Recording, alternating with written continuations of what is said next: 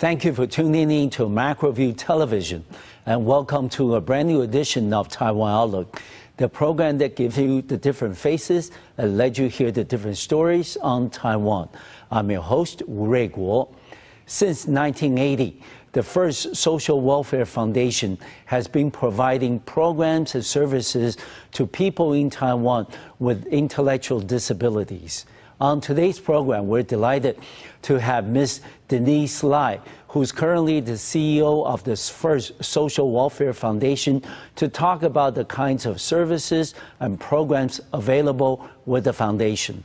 Welcome to our program, Denise. Hi, Raymond. I'm glad to be here, everybody. Yeah, it's a pleasure to have you on the program. And as I mentioned, first social welfare foundation was established in 1980. Yes. Can you tell us a little bit about the reasons why the foundation was set up and what was the mission of the foundation, please? Sure. Well, because in 1980, at that time, the special education in Taiwan was just started, okay? And only the mildly disabled, as I should say, mild retardation, mental retardation kids can get into the special classes in the public schools. And at that time, so I was also teaching in the teachers' college. Yes. And I met two other friends and who are also returned back from the States with special education major in the States, and as the same as my background. And we were talking that, and we did not see any severe disabled kids on the streets, and we were wondering where they were. So we thought maybe we can do something for these severe disabled kids in Taiwan. Yeah. Okay. So that's why we started with some programs. All right. Yeah. And who were the major target of the foundation? And what kinds of services and programs that you have available for people with intellectual disabilities? Yes, the major target population that we serve kids with we call the old term is mental retardation, and now they are named as intellectual disability. Okay. But I should say that we serve the kids or the people with developmental disabilities, because we serve not only persons with intellectual disability, we also serve persons with autism disorder, and also person with all kinds of cerebral palsy, and also epilepsy, and also severe emotional disturbance. Quite a wide range of the population. So in the States, they call the people with intellectual disability and developmental disability. But in Taiwan, because of the law, they say, well, intellectual disability and autism, they are separate. Yeah, but in our program, we serve all kinds of people. And nowadays, we also serve other types or other categories of disability, including physical disability and also chronic mental illness, and maybe persons also maybe with hearing or visual problems too. Yeah. Yes. And since you serve a very wide range of targets, how do you arrange and coordinate the kinds of services and programs that you offer to them? Okay, yeah. We started with just a small center, which just we meant to educate those severely developmental delayed disabled kids, and then our program just began to just expand it, and so with the growing needs, the parents came to us, a lot of people, and also the government came to us for to ask us to maybe entrusted us to with some other programs, some other services. Yes. So nowadays we have early intervention programs. That's the first sector. For the developmental disabled, and also all those are developmental disabled. And also we have adult programs, adult day programs, and adult residential programs. Okay. For those who are above 15 years old, until maybe like 65 years old. Okay. And also we have we call employment services. You know, we help those who are able to work. You know, we help them to get job in the community. Yes, and also we call vocational rehabilitation services. Okay, and also we have rehabilitation and assistive technology services. Yes. Okay, and so we help those who need rehabilitation, like occupational therapy, physical therapy, and speech therapy, and also those who need all those assist devices. Okay, so we have the centers to help them. All right. And the other, we have called social enterprise. Okay. Yes. So that is something new. We are yes. quite strange. Okay, and also we have many community outreach programs. Okay, which serve many people at home. Yes. Yeah. So right. yeah. Can you also then, Denise, give us a general, description? Yeah. Of people with intellectual disabilities. Maybe the audience have a general idea of what that is. Okay. But what would be some of the common issues for people with the intellectual disabilities often encounter? Okay. Yes, for people with intellectual disability, yes. I think the most obvious characteristic with them is that they have maybe they call it low IQ, but that's not important. The main thing is that they may slow to understand and slow to learn. Right. And also slow to be self-independent. And slow to maybe self-control, self-control and self-management. Right. Yeah. So they may need, especially for those who are moderately or severely disabled, they may need a kind of long-term care and long-term support to help them to live a life.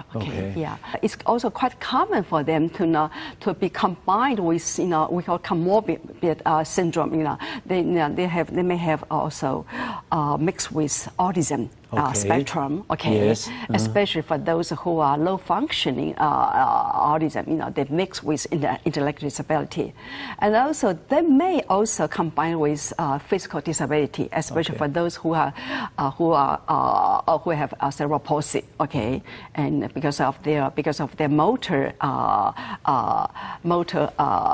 neural area, is also damaged. So that affect their physical abilities. Yes. Right. Yeah, and they may also have a lot of I should say that some mental, sometimes they, especially when they come to become adults, they may have some. They tend to have some mental illness, some psycho problem too. Yes. Right. And how does your staff handle those situations? For example, people have problems in terms of learning. I mean, of course, they probably get easily frustrated, angry. How do you handle those situations? Yes, we always think that for those who are interested or who they get into this job, to be to have acceptance and patience, are the key points. For them to not work in this sector, but to learn good approaches, good method or effective approach or professionalism is also important. So they have to learn how to use different approach to teach them. This, maybe we should say, daily life skills. Even brushing, even eating, walking, and dressing, and also some academic skills, like some learning to read, learn to write, and also arithmetics and things like those things. So you have to have some good method. All right. And finally, before we end the first part of the program, Denise, how do you then deal with family members? People born with or acquire, intellectual disabilities. Their family members are the direct, recipient of impact. Yes. All right. And does your foundation offer any type of services, assistance to the family members? Yes. I think usually parents who are they are quite quite sad and also quite frustrated with that the kids not to be like this. Okay, so they have a lot of things to utter out, to now have better things to utter out, and so we have to learn to listen to them. Okay, Yes. so we have social workers, and we have special ed teachers, and also therapists, and we learn to listen to them. Okay, and also we just tell them, we can help them, their kids. Okay, they have the kids. And also. If they have more needs, and our social worker will help them to find out maybe financial needs, okay. And also maybe we also offer some maybe psycho, I should say that I should say some counseling programs, and also and also we also offer we call lectures, to tell them how to help the kids to speak, Exactly. to learn to take care of themselves, and how to handle their own feelings, things like that. That's So, kind of support. Yes, so it's a full range of services that you offer, not only with people with developmental disabilities, intellectual disabilities, but also to their family members, which I think oftentimes can be the key. And Denise, we understand the foundation was first set up in 1980. Yes. It's been around for over 36 years. And you have divided the development of the foundation into different phases. Can you tell us what they are, and what are some of the major issues and problems that you encounter and experience in each of the different phases?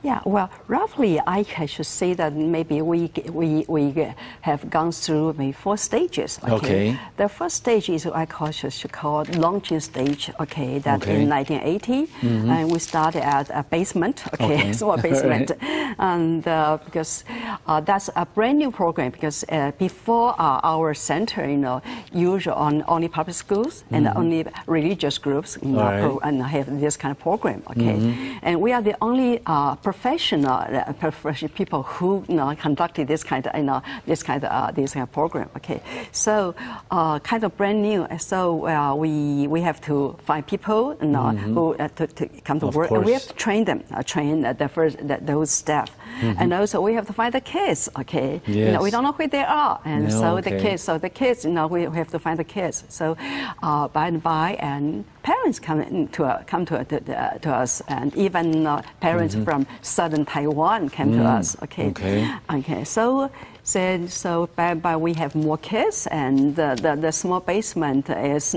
just not enough. So we turn up to the first floor, and then the first floor is not enough. So we have to find another place, a bigger place, and also we think we have to find a permanent place because now we used to rent. Okay, yeah. So that came to the second stage, that is rejected stage, because when we try to find a permanent place in the community.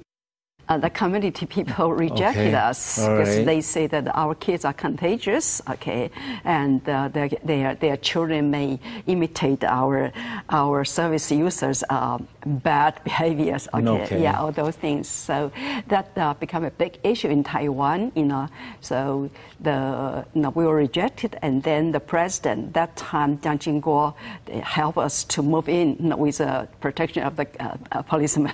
Yes. So we became famous. People pay attention to you. Right. So more people came to us, and also even government came to us.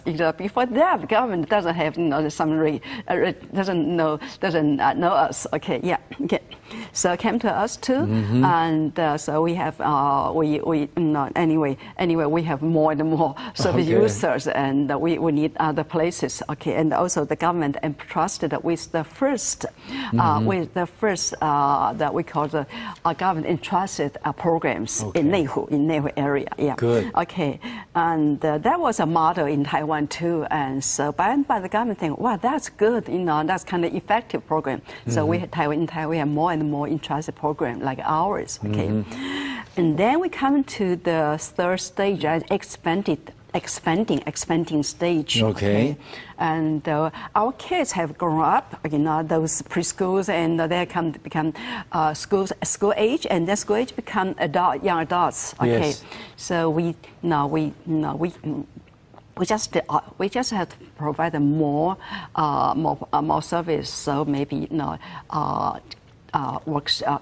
vocational training, skill programs, and Good. also more severely children come to us too. Okay, because right. public school rejected them. Okay, so those severe kids, they need all those assistive devices. Okay, like wheelchairs and the standing frame, all the things. Okay, and then so we thought that's important for them too. So we also launched or started the first assistive devices center in Taiwan. Okay. That's why Kevin Gale came to Yes. our center. Yeah. Okay. Yeah. And and then the kids, they also have to work. We think that important for them to work too. Yes. So I just introduced the supported employment model from the States to Taiwan, Okay. and then so we help them to get work, to find jobs in the community. Okay. So that's some program too. All right. And then for these years, this I should say the transition stage. Okay. Because we find out that those adults, the adults with developmental disability, they get old and also get regressed faster than other people. Okay, right. the people without disabilities. Okay, so we have to do something too, and so we are thinking we have to do more service, or we have to provide more sophisticated services for them. And then we also find out that only 10% of these people they were served by these the so-called institution or programs. Okay, but most of them stay in the community, stay in their home. Okay, they do not know where to find out all the resources of support. So we also put manpower to do the community outreach program. We began to provide a rural area early intervention programs in the rural area, and also we call the community centers. Okay, so social worker who they walk into their houses and to find out what they need and help them to get all the resources. And given the fact that over the years, the last 36 years, the foundation has grown so much, gone through the different stages, as you mentioned.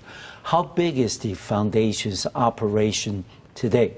How many people, for example, you have on staff, and how big, for example, is the annual budget, roughly? Right now, we are serving about, in our the so-called institution, day program and residential program, early intervention program. For those, we serve about 1,000 developmental people with developmental disability every year. That is a lot. Yeah, and also we serve about 7,000 families and persons in the community with all the program, with all the program too.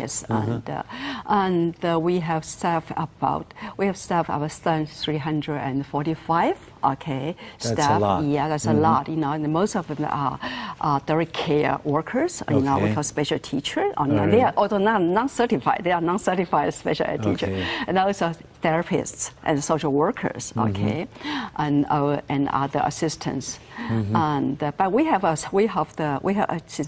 social enterprise, as I told you. Okay, that's another program. In that program, we help the we call the disabled people, and also those who are disadvantaged people. Okay, to get jobs. Okay, we help them to get jobs in our social enterprise. enterprise. It's a janitorial social enterprise. Okay, so in that enterprise we have 500 employees, for those disadvantaged. Okay. All right. So that's quite a lot. Yeah. Yeah. When you combine the two, you have almost 1,000 people on staff. Yes.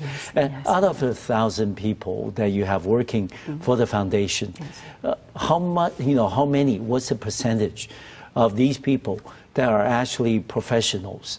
You mentioned a little bit. Some of them are teachers. Some of them are therapists. And how do you then attract people with professional skills to come and work for the foundation? Well, other than those people, the employees in the of the social enterprise, all the 345 employees, they are paid staff. Okay. Because we think, if for this kind of service, if you want to make the service really useful for those service users, you need to have professionalism, professional attitude, professional knowledge and skills. Okay. So we have all those the caretakers. They are from maybe early childhood background. They have all kinds of background, and then we train them. And also therapists. They have rehabilitation background, social worker background. Yes. Okay.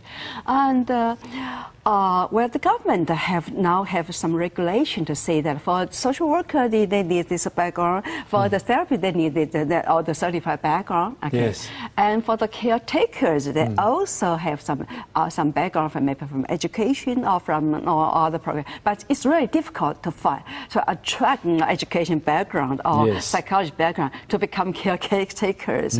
So we just attract all those people who are interested in human service. Okay, they are interested in this, and so they acceptance. They have acceptance in the patients with to deal with our service users. So we train them. We train them. We offer in-service training. Okay, many hours in-service training, and offer many supervision to help them to grow in their professionalism. Yes. And so that's the way we let them that your service is really valuable for these people. Of course.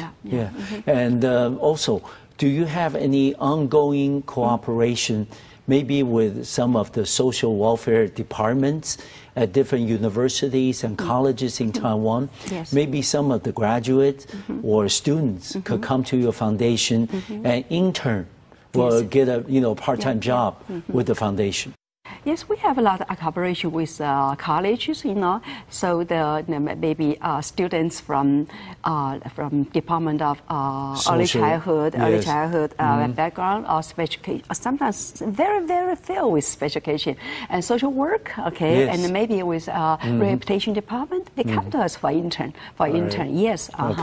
and that's a good way to attract them to get involved in our program too. Sometimes we have cooperation with some colleges to do some research, and the government also cooperate with us. They entrust us some special programs too. Projects. And sometimes we also cooperate with some corporation. Some enterprises. They help us to fund some special programs, some special projects. We're going to talk, Denise. We've been talking about the staff and the operation and the size of the foundation, which is quite a bit, very sizable. Yes.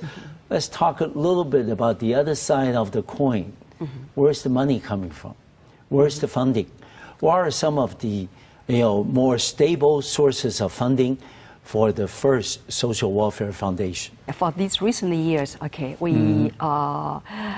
should say that about 60% of our funding are from government. That is, the government pay for the families, and also pay for the individuals, some individuals, and but not for the subsidy, not for subsidy, and about 20% came from. We also. Our adults, we have janitorial services, with social enterprise, right? And also we make lunch boxes, we have bakery, and also we conduct a lot of training workshops, okay, for whole Taiwan area, okay, and also we publish books, we sell books, okay. So all those income takes about 20% of our funding, okay, and the other 20% came from fundraising, okay. So people, individuals or companies may donate to us periodically or irregularly, all the things. Yes. Okay. Is it difficult for the foundation to get funding from all these different sources? Because I know the government must welcome the services and the programs that you offer. Yes. So government will probably continue to support some of the services that it wants you to provide. Yes. But how about the private sector? I mean, do people have the awareness, the understanding that this is very important? Yeah, I think the government really trusts our foundation. Yes, they think our programs are have high quality. Okay, so they try to entrust us with quite a lot of our programs. Okay, so we are also happy to receive and accept this entrustment. So right now we have let's see, most of the programs are entrusted. Okay, that means we do not have to buy housing. Okay, because the housing belongs to the government. Okay. But we have to manage it for ourselves. Okay, financially or the management things. Okay, and but the government, the Taiwan government just cannot help the family or help the individuals for a range. So so donation is important. And we try to maybe let people or do some propaganda. Okay, so let the public know that what we are doing, what the needs of these kids. Okay, we do attract some donations, but it's quite difficult because so many NGO needs fundraising are competing. Yes, and we are kind of low key in this way on this part. Okay, so we think we have to improve our propaganda skills. Okay. So come on our program more often. But I think people they donate to us mostly because they heard about our good quality programs. Okay, and also the parents help us to spread out the words. Okay, that is also important too. Yes. Okay. Yes. And another thing that people often ask about the foundation is that you have continuously offered new programs and services. Yes. One of which recently is for people with intellectual disabilities that also exhibit challenging behavior. And you have a special program for that. Can you tell us a little bit about the program and what kinds of services you offer in the program? The fact or the studies in Taiwan, and also the same thing happened in Taiwan, that those people with developmental disability, I told you that it includes quite a wide range of disabled people. They have difficulty to control their emotional disorder, and also they have difficulty to understand the social norms. Especially people with autism disorder. Okay, and they have difficulty to communicate, and to let people understand them. So that makes things quite difficult. It's quite difficult for them to be integrated, well integrated in the society.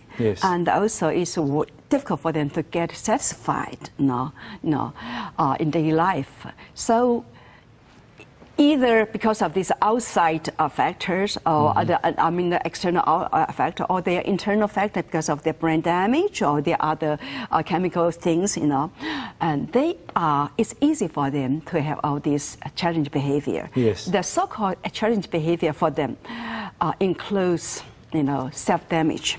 They may hit themselves quite hurt themselves, bite themselves or hit themselves, something like that. And also they may hit other people, they may hurt other people, aggressive behavior. Very aggressive behavior. And also they can be very hyperactive, quite some kinds of manic things, happens.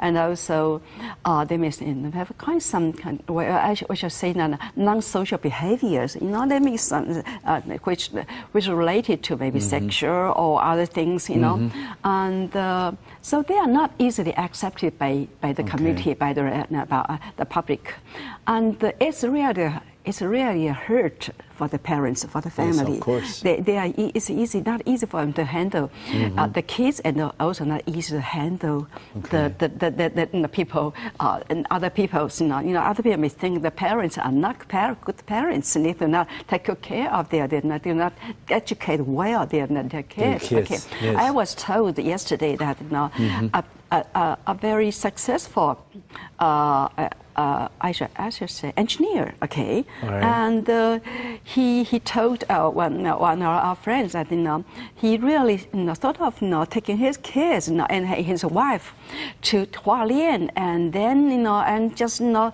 have the car I should just drop into the sea, fall into the sea. I should say that's a real tragedy thing. Like, just because his kids have all the behaviors, all the behaviors, and shouting, screaming, and neighborhood just complain a lot, and so he cannot work. And a lot of things like that, and also the schools and also our organization like ours, also the caretakers, they say that, well, it's okay if the kids are slow to learn, but it's really bad, when the kids, they have all these challenging behavior, all this bad tantrum, okay? Yeah, so we think that that's really we have to do something. And so about, actually I should say about 15 years ago, I started a program. I invite a professor in the States to come back and to help to run a program, to help the special teachers and to help to handle these kids in the special class with a challenge behavior. We call to use a so-called positive behavior approach. Okay. We call PBC. It's quite popular in the States, and PBC, positive behavior support. And instead of just try to inhibit the behavior, but try to understand the behavior and try to help them to set up good behaviors. Okay, all those things, and then we think, well, all the kids are grown up, and the grown up even more challenging to handle. They are big and very strong, and most of the caretakers are small, especially females. Okay, so really difficult. So that's why we also set up that we call the behavior. I don't know how to say behavior workshops, behavior studio. Anyway, okay. So anyway, it's a professional team, including the behavior professionals, and also including psychiatrists, and social workers, So in this program, we offer free service because we also try to get funding from the companies and also later from the government. And the institution or the program can refer to us, or the community program, case managers can refer to us the cases, and then so we will walk into the house, the home, or walk into the the institution, and we try to find out, try to understand why. To understand the function of the behavior, why they have this kind of behavior, because if they want to attract attention, because they are not satisfied, because of they want to communicate something, or because of they have more, they need more self-stimulation and something like that. And then after understand the function, we write a plan, a behavior management plan. To tell them, the function of the behavior, and when the behavior rises, you can what you can do. You can how you can do. How you can communicate with them. How you can set maybe calm them down.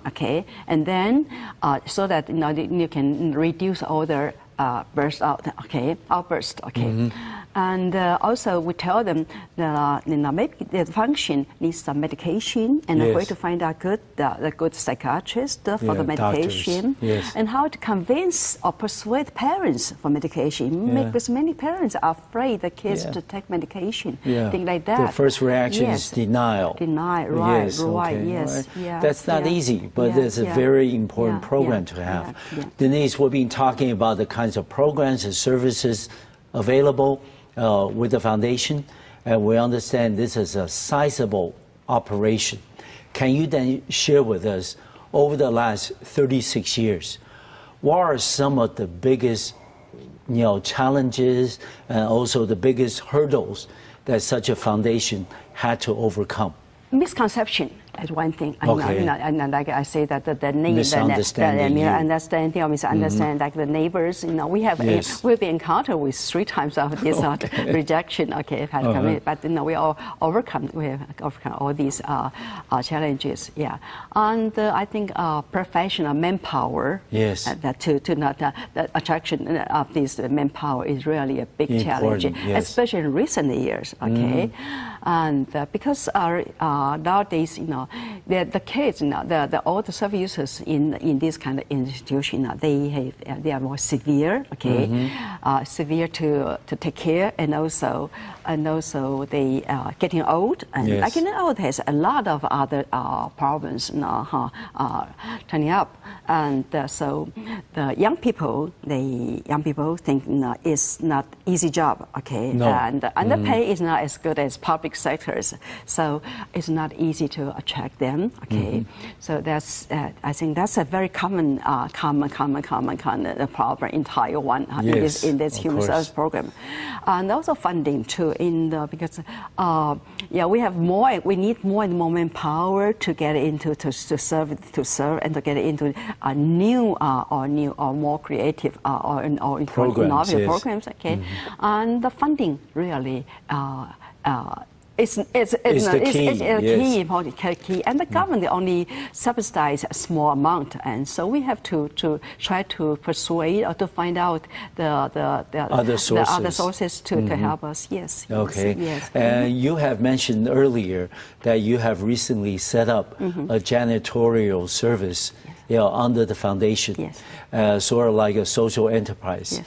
What was the reason? What was the consideration that went into the decision to set up this janitorial service? Yeah, it's interesting. We used to train our kids in the vocational, the work skill, and one of this work skill is janitorial skill. Yes. We take them, our caretaker take them to different places, to the apartment, or to the company to do the cleaning job. And that's a kind of vocational training, and about let's see how many years ago, about 6 or 7 years ago, we find out that if we take them to work, to do the janitorial work in the fixed area, fixed place, instead of going to different places, it's much easier to help them to stabilize their skills and stabilize their work attitude, and they like it very much. So we begin to think, maybe we can find this kind of work, this kind of projects. And we found the public sector, like the government buildings, they usually hire janitorial companies, and so we begin to compete with and anyway we defeat them, so we gain the bid. Win the bid. Win the bid, and the government, the different government department, they like our job, although they are not so welcome our disabled young kids. They think they so then we persuade, we tell them that well, we can take good care of them, and they can do good jobs. And then the government, they begin to think, they believe in us, and that's with good job, and more governmental department to try to look for us, and we think that's good thing, because the bit is worthwhile, and also in that cleaning job. We have our developmental disabled employees, and also we have other disadvantaged, all those middle-aged or old-age people. They are looking for second job, and also those single parents, single mothers. Okay, so they get together and they help each other to do good jobs. Okay, and so more and more jobs. So we think now. This is good things, okay. They good pay, regular pay, good benefit, and we think we do not have to depend on the government to do the so-called shared workshop thing like that. We think they have more that's a kind of more integrated self-esteem, and also more integrated, more integration, and more respect, and that's good. So it's all positive. So, and also social enterprise is kind of become more and more. More and more important now in Taiwan, and often frequently talked about. So we thought, now we set up that as a social enterprise, and so for that we employ those about 500 employees, and also they have good pay, and also there's some benefit for our foundation too. Okay. And can you then, over the the last 30-some years, share with us, Denise, some of the more touching stories that you might have experienced with the kids, with the families? Were there cases that you can recall that the children actually gotten better because of the programs and the services that the foundation offers? Well, I think with all the years, I should say most of the kids and also the families, they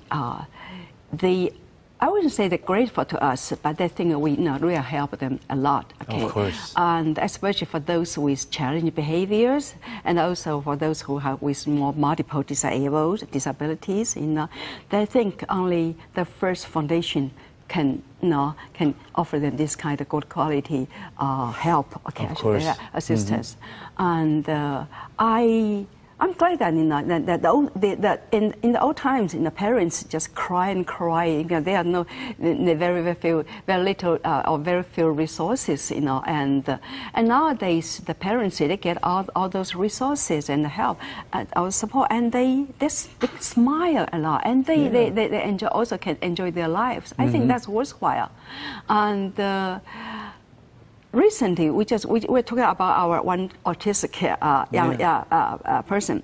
He is 42 years old now, and he came to our program when he was 7. Okay, and he was rejected by public schools, and he could not speak, and has had a lot of bad temper tantrum. Okay, and anyway, we overcome, or help him to overcome all the thing. He began to talk a little bit, began to write, okay, although his speech is kind of repetitive, okay, And then when he was 17, we began to train him work skills, janitorial skills. And then our job coaches took him to work outside in Ponderosa restaurant, and then after a few years, he had some many problems in that restaurant too. He was because they were stereotyped. They cannot change the schedule, things like that. Okay, so even on the rainy days, the customers, the restaurant has a few customers, but he still wants to peel all the whole bucket of potatoes, all those things, and a lot and interesting thing too. So then he lost some of the jobs, but our job coaches still help him to find our job and help him to take buses. It's really he was very changing. When he took the bus, once he was on the bus, our job coach would take the motorcycle and run before the bus, and then run in front of the buses to shout him out to get out of the bus at the stop. And interesting things too. Of course. And then then we helped him to find a job, and now he was in our social enterprise. Okay, and now he was 42 years old. He has worked for, he started to work at 17 years, and now he's worked for 25 years. I said, who can do this? Okay, and it was a severe intellectual disability and autism. Okay, and so I think it's really a teamwork. And so I'm very touched by the whole team and also the family cooperation, so that we can help all these people to get independent. And Denise, the final question we have about 2 minutes, is what's on the agenda for the foundation, maybe in the next 5 years? For example, are we likely to see more expansion of services? Some of the programs that you might have done it before, maybe coming back, or are the new programs being considered? What are the plans for the next 5 years?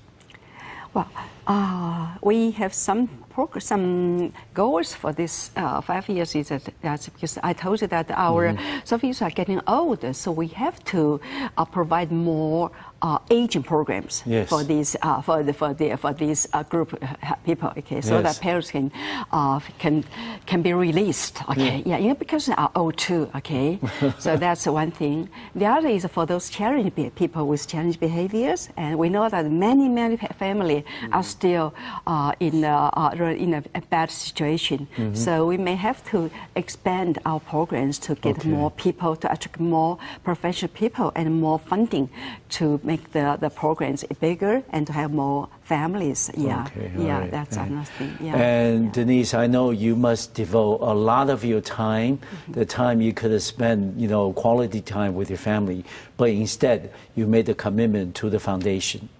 Are there ever any regrets that if you had the opportunity to do over again, would you have done the same thing?